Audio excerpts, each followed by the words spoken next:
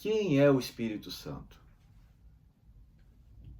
Bem-vindos, todos vocês, ao nosso canal Projeto Pneuma, e eu sou o professor Bruno Albuquerque, doutor em Teologia. Convido a todos vocês para o episódio 1 da série de estudos, da série de reflexões, o Espírito Santo na Teologia. Nós fizemos o primeiro vídeo de apresentação geral desse tema e agora nós vamos refletir a partir dessa pergunta: quem é o Espírito Santo? Muitas pessoas podem imaginar o seguinte: será que é uma energia? Quando se fala sobre o Espírito Santo, nós estamos falando de uma energia? Será que estamos falando de uma força, de alguma força cósmica que emana do Criador? Será que nós estamos falando de algo indefinido, algo que não temos nenhuma precisão para poder falar? Muito bem, a fé cristã afirma, a fé cristã professa, confessa que o Espírito Santo é uma pessoa divina, é a terceira pessoa da Santíssima Trindade. E nisso, o movimento cristão, as igrejas, creem desde suas origens, desde os tempos apostólicos até os dias de hoje.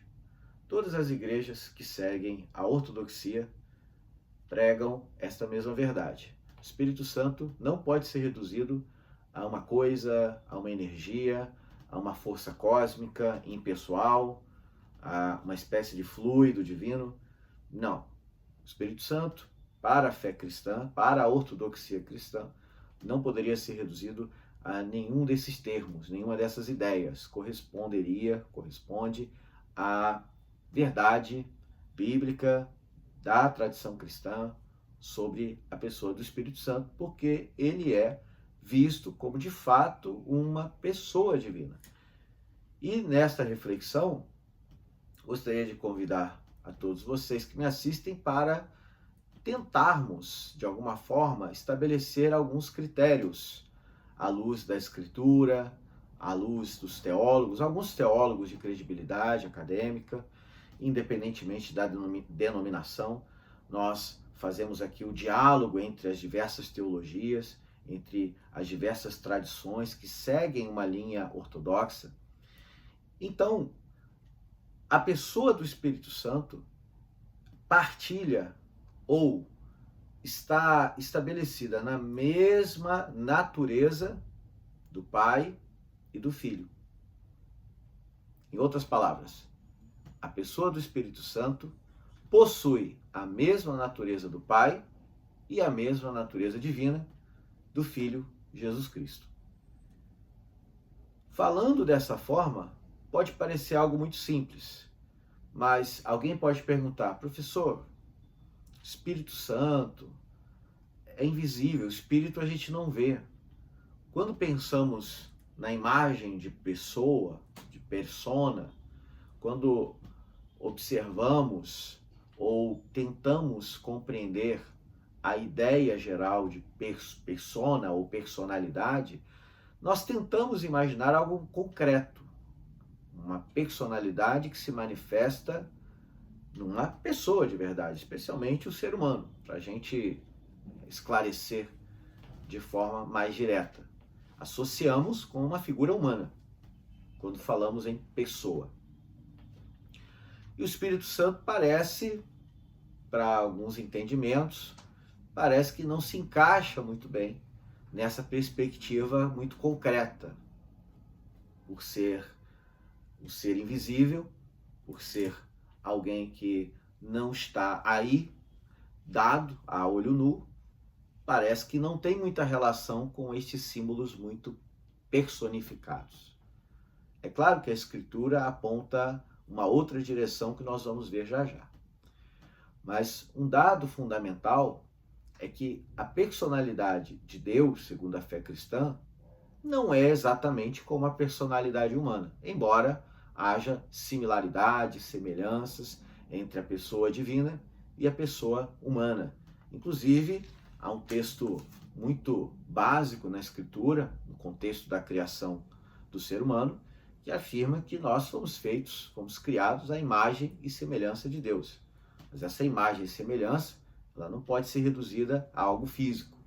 É, de fato, algo que tem a ver com aspectos morais, aspectos espirituais, intelectuais, sociais, relacionais, que estão implicados nessa dimensão de imagem e semelhança de Deus.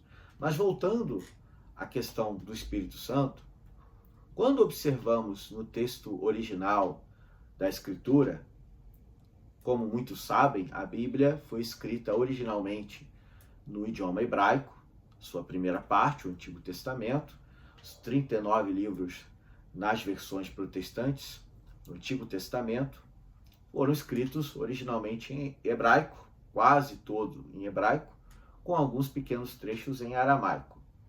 E o Novo Testamento, os 27 livros das escrituras cristãs produzidas pelos apóstolos, as primeiras gerações do cristianismo, aqueles 27 livros originalmente foram escritos no grego, o grego koiné.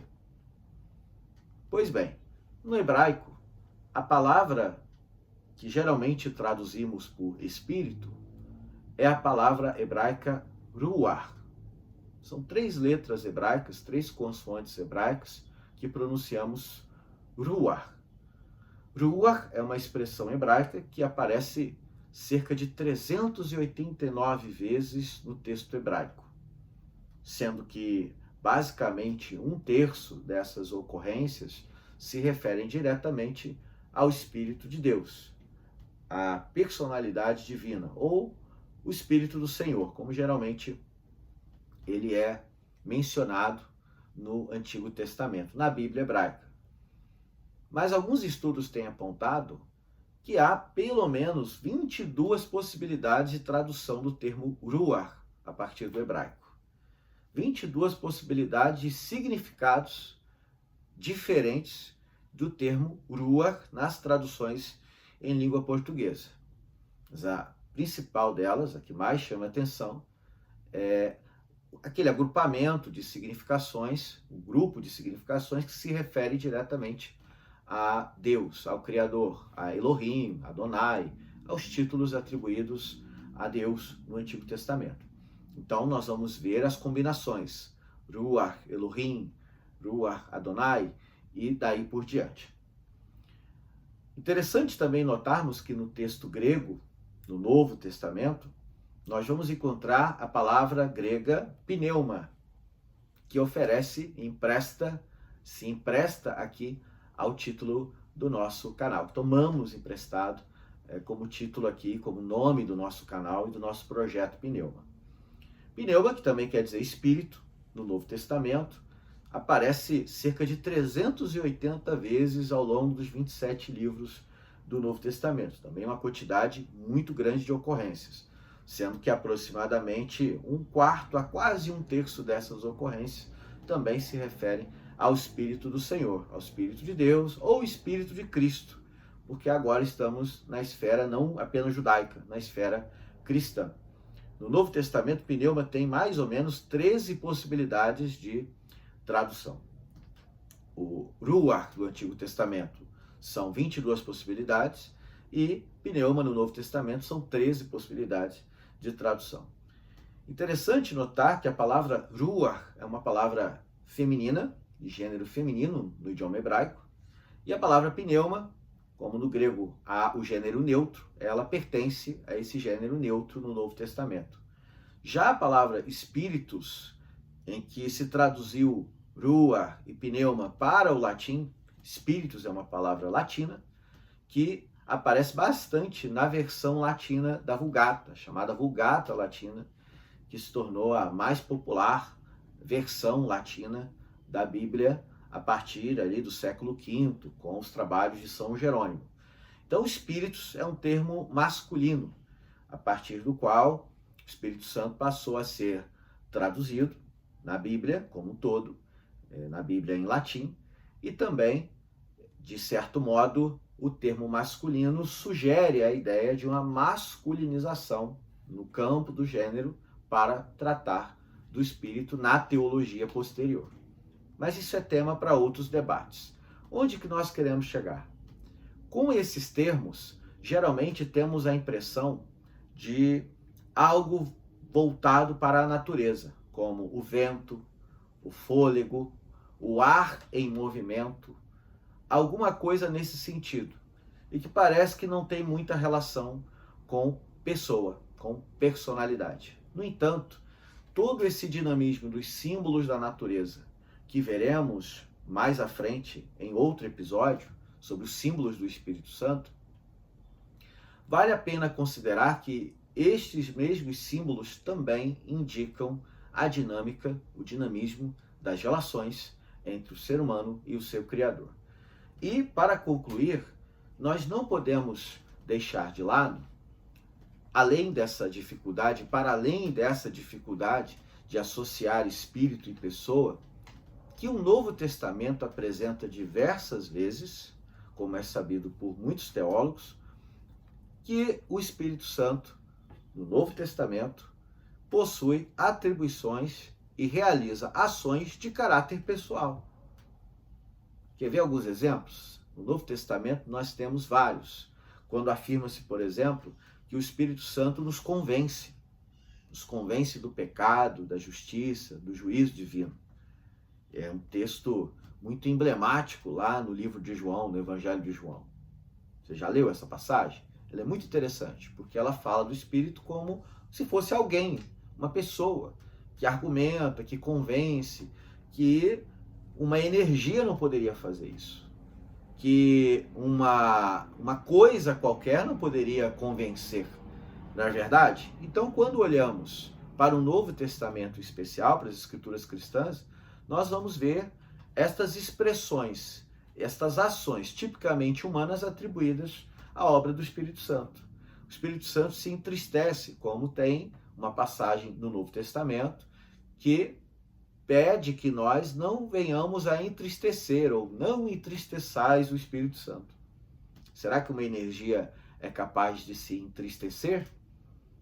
O Espírito Santo, no Novo Testamento, especialmente nos textos joaninos, é considerado em grego pela expressão paráclitos.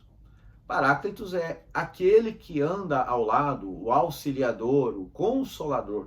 Geralmente, as traduções mais populares usam esse termo, consolador. Então, são expressões muito pessoais que falam de companhia, de relacionamento, até de uma certa intimidade, que uma energia certamente não iria transmitir para nenhum de nós. O Espírito fala às igrejas. Um último exemplo, aqui em Apocalipse. Nós vemos diversas vezes, pelo menos 7 vezes, o texto apocalíptico, o texto do Apocalipse de João, falando sobre isso. Diz o Espírito às igrejas. O Espírito Santo fala às igrejas. A energia não fala, mas pessoas falam. Portanto, o Espírito Santo é uma pessoa. Biblicamente, e ao longo da tradição da igreja, ao longo da tradição dos teólogos, o Espírito Santo é tratado, confessado e refletido como pessoa. A experiência do Espírito, ela se manifesta como experiência pessoal e interpessoal, a tal ponto que, segundo Paulo em Romanos, o Espírito intercede por nós com gemidos inexprimíveis.